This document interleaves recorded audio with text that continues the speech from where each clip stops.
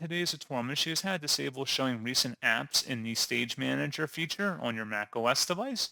So this should hopefully be a pretty straightforward process, guys. And without further ado, let's go ahead and jump straight into it. So all you have to do is select the Apple icon up in the menu bar and then select System Settings. On the left panel, select Desktop and Dock, and then scrolling down underneath Desktop and Stage Manager, where it says Show Recent Apps in Stage Manager, click inside that oval to toggle that to the off position, and that's all you have to do. So pretty straightforward process, guys, and as always, thank you for watching. I do hope I was able to help you out, and I do look forward to catching you all in the next tutorial. Goodbye.